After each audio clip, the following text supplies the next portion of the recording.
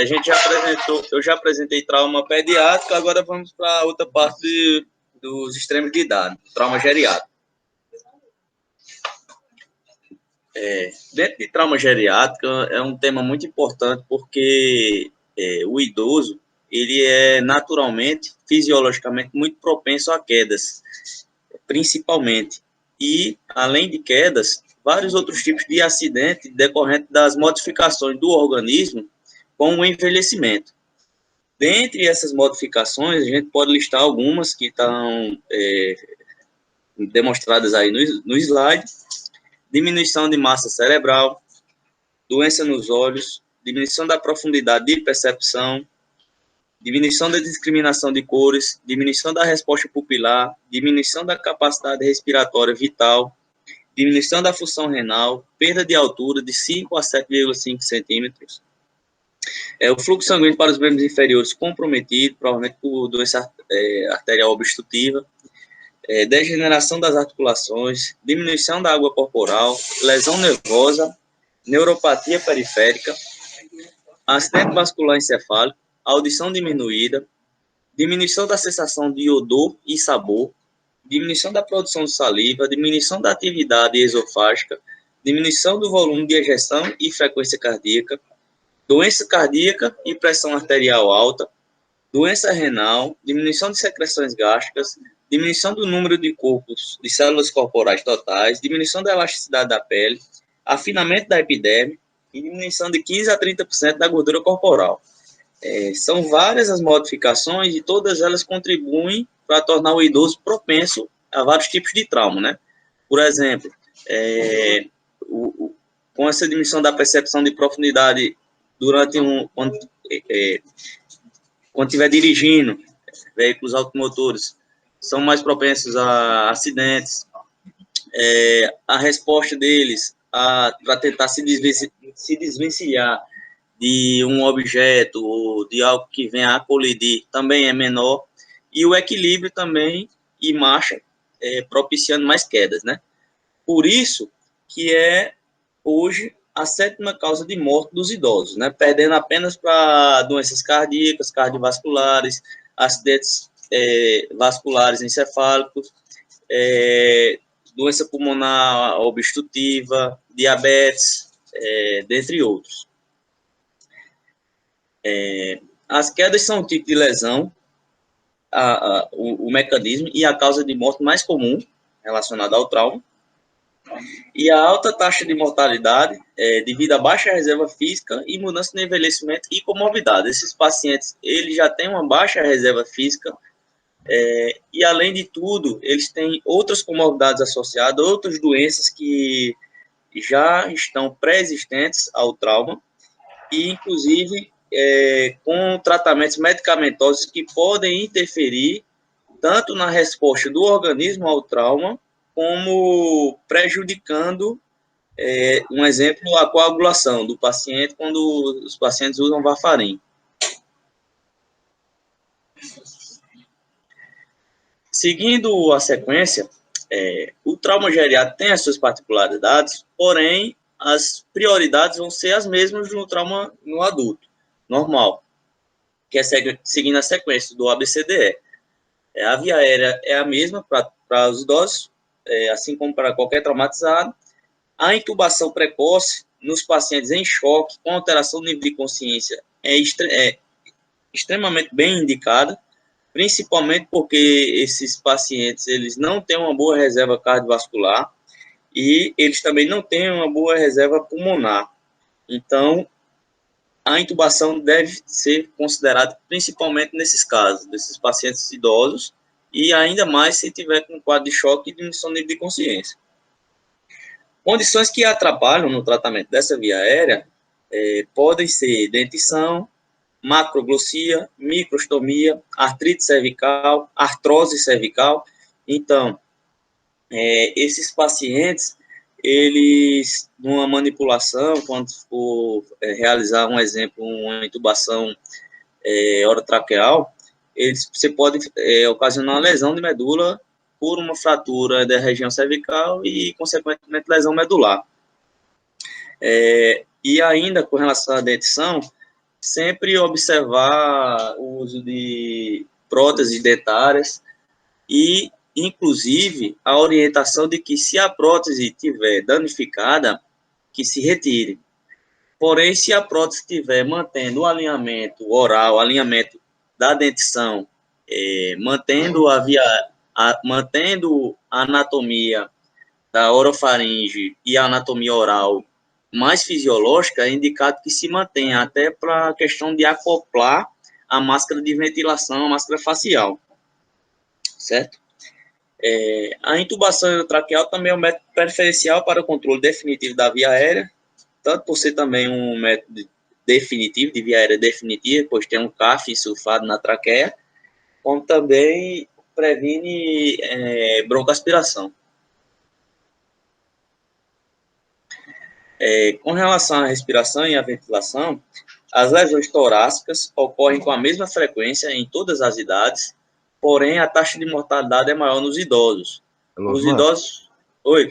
Só por uma questão de conceito, você falou via aérea definitiva, né? Você colocou um CAF insuflado na traqueia. Isso. Cuidado com as palavras, porque se você colocar uma sonda de Foley e insuflar o balão, você tem um CAF insuflado na traqueia. Só que um doente obstruído. Então, é um tubo na traqueia com um CAF insuflado. Não entendi não, professor. Hã? Não entendi não. O conceito de via aérea é um CAF insuflado na traqueia. Errado. Um tubo com um CAF insuflado na traqueia. Um tubo com CAF insuflado na traqueia. Beleza. Um tubo traqueal com CAF insuflado na traqueia. Não é só um tubo, né? Porque uma sonda de Foley continua sendo um tubo. E continua sendo CAF. Né? E continua tendo CAF que pode obstruir ao invés de ser uma via aérea definitiva. É uma questão de conceito. No teu conceito sim. Tá? O correto é falar um tubo na traqueia com CAF insuflado. Traqueal com CAF insuflado. Isso. Beleza, professor. As lesões torácicas, elas, nesses pacientes idosos, também são comuns, como eles têm a questão da osteoporose e alterações músculos esqueléticas, eles são propensos à fratura de arcos costais, inclusive até com relato com traumas de baixa intensidade. Eles podem desenvolver fraturas de arcos costais com contusão pulmonar associada. Então, tem que sempre prestar atenção. Dentre as complicações pulmonares que pode desenvolver relacionadas a esses traumas com comprometimento ventilatório, a atelectasia, pneumonia e edema pulmonar. Né? Inclusive, esses pacientes eles são propensos a fazer edema pulmonar, eu vou falar novamente mais na frente, pois eles não suportam uma bastante carga de volume na reposição volêmica e, além disso, normalmente eles têm uma baixa pressão coloidosmótica intravascular que propicia ainda mais quando você tem um trauma, uma contusão pulmonar, a perder esse líquido para o terceiro espaço. Só uma coisinha com relação às fraturas, é um contraponto à criança, né? Enquanto na criança a gente pode ver grandes contusões pulmonares sem fratura subjacente, né? No entanto, a gente pode ver o contrário, a gente pode ver fraturas extensas, 3, 4, 5 arcos costais, sem complicação pulmonar adjacente. Né? Sim. Ele quebra com muito mais facilidade. Verdade. Pneumotórax e hemotórax, quando presentes, considerar a observação em UTI, pois esses idosos eles têm a tendência a fazer uma falência respiratória e de forma progressiva e abrupta, por uma baixa reserva cardiopulmonar. Então, tem que sempre estar atento, pois eles podem rebaixar rapidamente. Com relação à circulação, a gente vai observar algumas alterações com a idade, principalmente da função cardíaca e cardiocirculatória, né? Dentre elas, a diminuição da função cardíaca é multifatorial, com exemplos de causas, o aumento da rigidez cardíaca, o coração mais rígido, ele não relaxa bem, então ele faz enchimentos com altas pressões diastólicas, eles necessitam de um bom enchimento atrial para manter sua fração de ejeção preservada, dada essa rigidez cardíaca, principalmente em ventrículos. Eles têm uma perda de massa miocárdica importante, que é natural e fisiológica com o passar da idade, principalmente após os 65 anos. Tem diminuição da resposta à liberação de catecolaminas, tanto a reserva de catecolaminas deles são menores, como a resposta mais lentificada para essa liberação das catecolaminas, que são importantes na resposta ao trauma e no controle cardiovascular. E o coração mais envelhecido, ele também predispõe a arritmias, pois também existem alterações no sistema de condução, no feixe de His e nas fibras de Purkinje.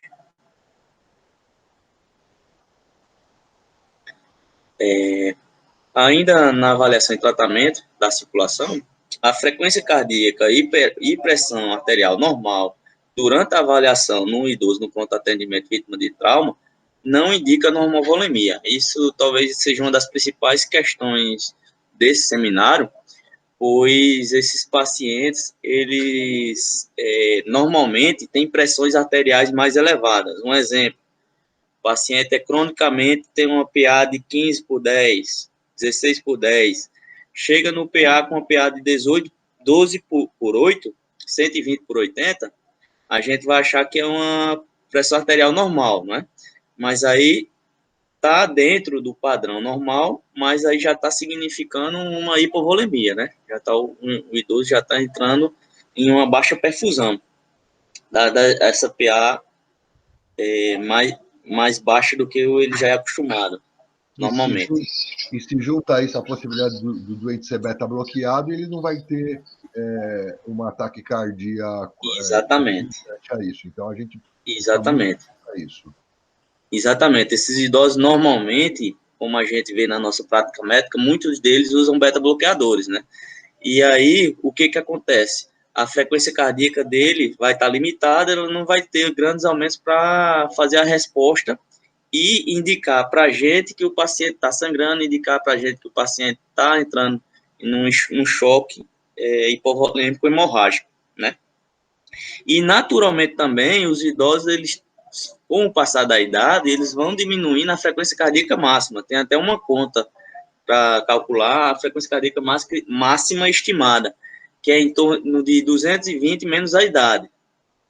E mesmo idosos sem uso de beta-bloqueadores, ele já tem essa limitação no aumento da frequência cardíaca, né? Então, mais ainda com o uso do beta-bloqueador, certo? Então, a gente tem que ficar sempre alerta com essa questão. A monitorização precoce é obrigatória e muito importante, dado que a gente já explicou. E os doentes geriátricos, eles têm uma reserva fisiológica muito limitada e, por isso, podem ter dificuldade para produzir uma resposta adequada ao trauma. A gente já explicou também. Continuando na avaliação e tratamento da circulação, esses idosos eles devem ser reanimados de maneira similar aos doentes jovens, porém sempre tendo cuidado por eles serem mais sensíveis à sobrecarga de volume, né? Eles têm mais propensão a ser mais sensíveis a muito volume para não perder líquido para terceiro espaço, né? A transfusão de sangue indiscriminada deve ser evitada e sua indicação deve ser a mesma dos doentes jovens, né? Choques hipovolêmicos, grau 3, grau 4, né? Hipovolêmicos hemorrágicos. Porém, não pode ser indiscriminada, pois essa transfusão de sangue indiscriminada tanto propicia o idoso a ter mais infecções associadas à transfusão de sangue, como mais eventos adversos e também a questão da imunidade. Ocorre uma queda na resposta imunológica. Então, segurar a mão no volume e na transfusão de sangue. Além das fontes comuns de sangramento, o retroperitônio é sempre um dos pontos de sangramento que a gente tem que prestar atenção, porque é frequentemente uma fonte de perda de sangue não reconhecida. Esses pacientes idosos, eles comumente eles fazem sangramento por retroperitônio por pequenas fraturas de bacia, sem desvio, que podem passar despercebidas, fraturas de quadril, de acetábulo e que podem fazer esse sangramento para retroperitônio. É sempre importante observar isso também. Com relação agora, a gente passando para o D, a disfunção neurológica, temos também alterações com a idade. Os idosos, eles normalmente têm uma perda de 10% da massa cerebral, sendo substituída por líquido cefalorraquidiano. Essa perda da massa cerebral faz um espaço maior entre a calota craniana e a massa cerebral, a massa encefálica, propiciando aí maiores traumas e por desaceleração da massa cerebral com a calota craniana, dado esse espaço mais, diríamos, mais vazio, né? Sendo o fluxo cerebral também é reduzido em 20% na idade, por volta depois dos 70 anos, produzindo mudanças clínicas sutis, como diminuição da acuidade visual e auditiva, diminuição da sensação de posicionamento, fica comprometida. Então, tudo isso aí, esse fluxo cerebral diminuído, vai propiciar mais ainda a questão do trauma, né? O paciente não consegue se desvencilhar de um objeto que venha a colidir com ele, não consegue escorregar e tentar se reposicionar para evitar um trauma cefálico mais intenso. A autoproteção dele fica prejudicada, né? Ainda na avaliação e tratamento da disfunção neurológica, os doentes idosos, eles apresentam menos contusões cerebrais que os jovens, ou seja, a porcentagem de contusão cerebral é menor, porém a incidência de hematoma subdural e intraparenquimatosos são muito maiores, né? Eu passei agora lá pelo trauma e vi muito isso.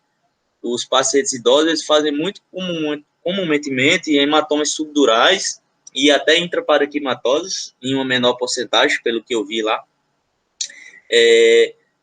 pelo fato de até pequenos traumas, como queda da própria altura, né? Então, a gente tem que sempre lembrar de avaliar Glasgow, avaliar a resposta pupilar, avaliar se tem algum déficit focal, motor nos 4 membros, se o paciente mantém a fala, né? Se mantém a fala e tudo mais, para ligar o alerta para a gente sempre solicitar tomografia, TC de crânio e avaliação da neurocirurgia mais precocemente, né? Dado essa incidência de hematomas subdurais e intraparenquimatosos. O hematoma subdural produz uma piora neurológica clínica gradual, que normalmente vai piorando por volta do 3º e do 5º dia, que é esse o motivo que eles deixam eles em observação. Normalmente eles internam e deixam em observação por volta do 3º e do 5º dia. Inclusive, eu vi um caso que me lembrou muito isso aí. Uma paciente idosa, quando eu estava fazendo o seminário, eu lembrei disso. Uma paciente idosa por volta de 67 anos, ela teve uma queda da própria altura e apresentou hematoma subdural. Ficou lá em observação por 3 dias, estava bem e recebeu alta. 2 dias após, foi regulada novamente e, como eu ainda estava lá, eu recebi ela com rebaixamento de nível de consciência, né? Ou seja, falando mais a favor aí desse caso, né, que produz uma piora neurológica clínica gradual. Tá bem, mas depois vai piorando, né? Mesmo que não seja cirúrgico no momento da avaliação. A lesão de coluna cervical é mais comum no idoso também, porém mais difícil de ser diagnosticada, né? Esses pacientes com osteoporose, eles fazem fraturas de coluna cervical, principalmente a nível de C1, C2 e C6, C7, que podem ser sem desvio e mais difícil de ser diagnosticada, até mesmo na tomografia. Só uma coisinha para acrescentar. Assim como você já tinha colocado a respeito do aumento do espaço entre a calota craniana e o cérebro. Craniana gera mais espaço e demora mais tempo para dar efeito de massa ao hematoma. É por isso que você pode ter uma piora gradual dessa maneira. Diferente de quem é jovem que não tem espaço, qualquer sangramento rapidamente aumenta a pressão e dá sintoma. Entendeu? Entendi. Verdade, professor.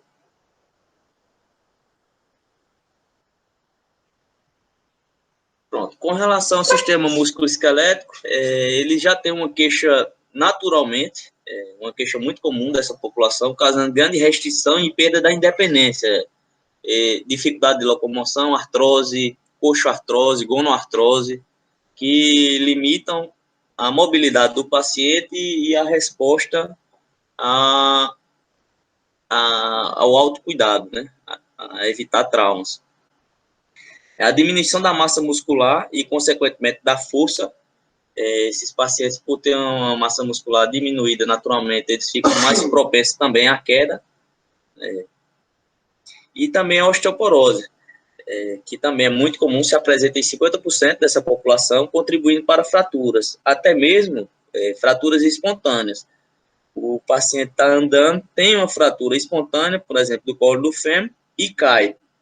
Aí, às vezes, as pessoas acham, não, ele fraturou porque caiu, mas tem que sempre lembrar que a osteoporose é muito comum e pode ser a causa da queda, da fratura espontânea. Os locais mais comuns de fraturas são nos arcos costais, fêmur proximal, quadril, húmero proximal e punho distal.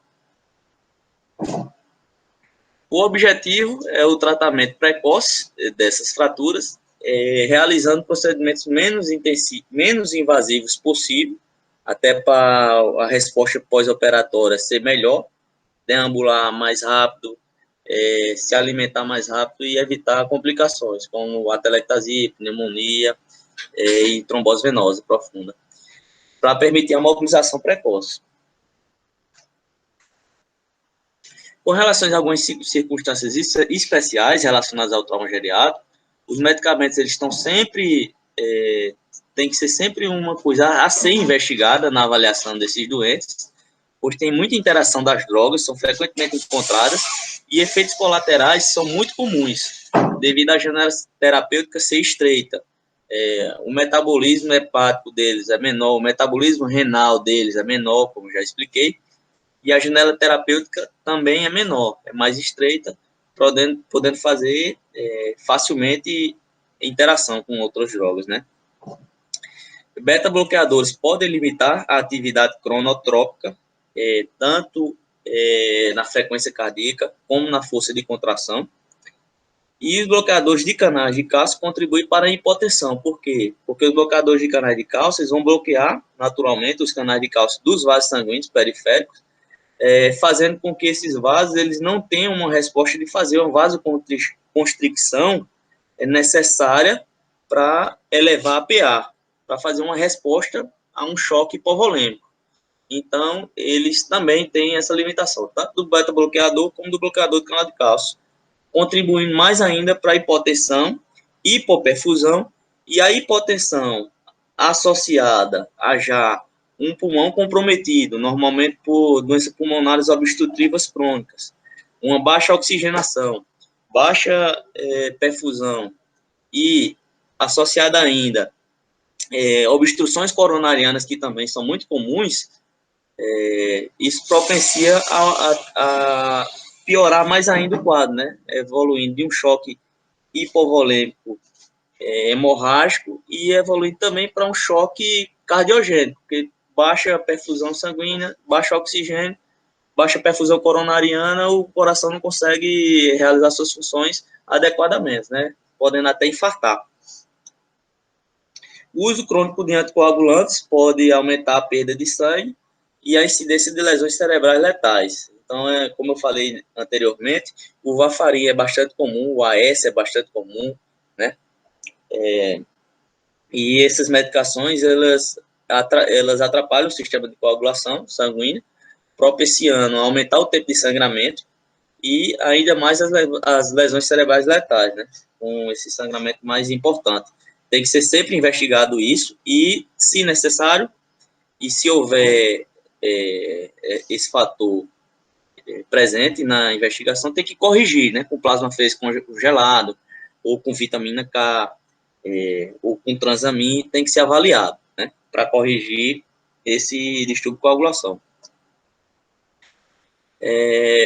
Outro fator bastante comum nessas circunstâncias especiais é o abuso no idoso, né? Que não pode ser esquecido e nem negligenciado, dado a sua importância e dada a sua frequência, é muito frequente. E os tipos de abuso são abuso físico, abuso emocional, abuso por negligência, abuso psicológico, exploração financeira e material e violação dos direitos, que, como eu já falei, geralmente não é reconhecida, até mesmo pelos profissionais, não investigam bem, até mesmo quando eles identificam esses sinais de abuso, normalmente os profissionais não denunciam, não procuram falar com a assistente social, né, e termina sendo subnotificada, né. Os jaçados físicos que sugerem abuso nos doentes geriátricos são as abrasões nas áreas axilares, por restrição, normalmente eles amarram com lençol, né, na região da axila, faz a abrasão e hematoma. Em punhos e tornozelos também, por amarras na cama. Lesões de asa no nariz e têmporas, hemorragia e hematoma em couro cabeludo e equimose periorbital, por trauma. A presença desses achados deve determinar uma história detalhada, colher uma história detalhada, devendo ser relatada às autoridades apropriadas, à assistente social e providenciar uma resolução desse quadro, né? Até mesmo afastar o idoso desse cuidador ou relatar às autoridades. Certo, pessoal? Muito obrigado.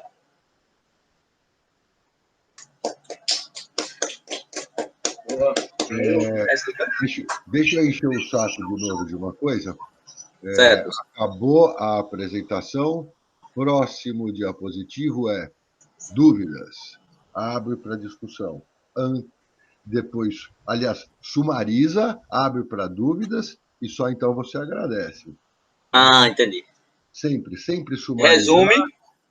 Isso. Resume e abre para dúvida. Certo. Ou pode abrir para dúvida e resumir a ordem. Nesse momento, realmente, não tanto faz. Mas essas duas coisas têm que acontecer. Resumir e abrir para dúvidas. Né? E agradecer. Agradecer faz parte do jogo. Beleza. Mas é depois.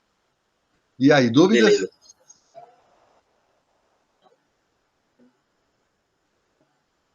Professor, é mais uma curiosidade. Fala. Tem alguma diferença assim da gente fazer tratamento não operatório de trauma abdominal de víscera parenquimatosa entre faixa etária ou tá bem estabelecido para todo mundo? Os desfechos são praticamente os mesmos? Você sabe que isso aí começou com criança, né? Isso.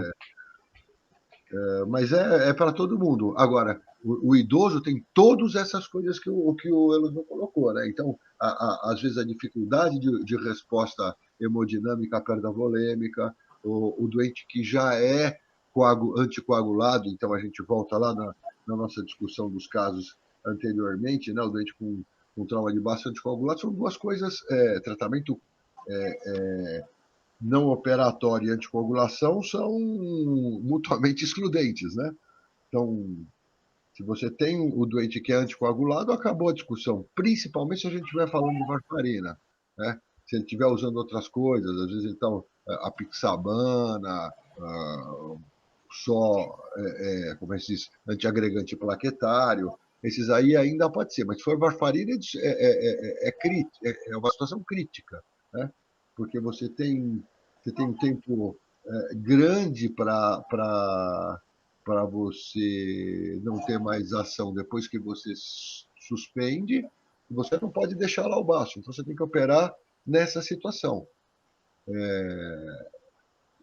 Como a tua pergunta, os parâmetros são os mesmos, mas a gente tem que levar em conta todas as situações específicas do idoso, tanto de reserva funcional quanto de comorbidade e uso de medicamento. Beleza, professor.